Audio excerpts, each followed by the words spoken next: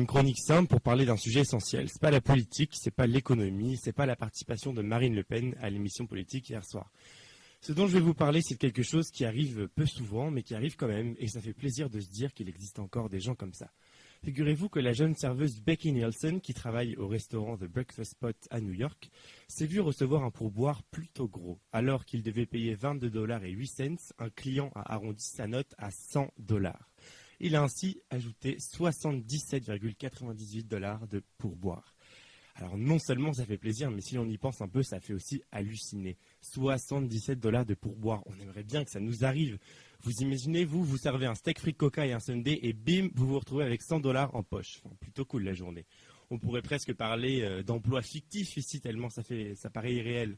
Allez, Penelope Gates, c'est reparti, on en remet une couche. Vous avez envie de gagner de la thune sans vraiment la mériter? Envoyez Pénélope au 81212, Pénélope au 81212. SMS surtaxé à 100 $, s'applique à tous les métiers de la société. Non mais sérieusement, avouez qu'il n'y a que dans les films que ça arrive.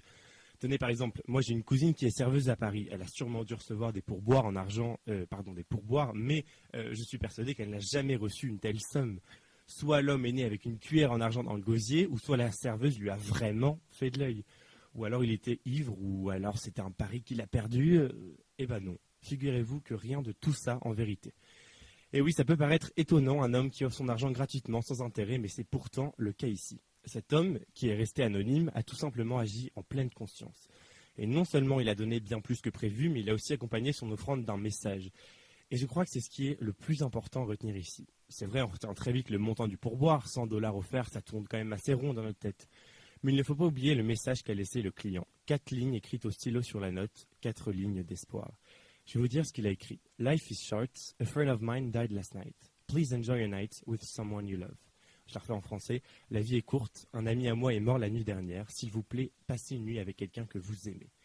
Voilà, je sais pas vous, mais moi je trouve ça beau, tout simplement. Le client a donné de l'argent à une inconnue pour qu'elle puisse en profiter librement avec quelqu'un qu'elle aime. Ça paraît peut-être idéaliste et on n'entend pas souvent ce genre d'histoire. Peu de gens sont prêts à faire ça. Peut-être que peu de gens sont généreux finalement. La générosité, c'est la grandeur d'âme, l'oubli de soi, la qualité de celui ou celle qui est enclin à s'occuper des autres sans préoccupation d'intérêt personnel. On y est, l'intérêt personnel, agir sans rien attendre en retour. Alors c'est peut-être ce qu'on devrait faire un peu plus souvent. Je vous laisse sur cette réflexion et vive la philosophie.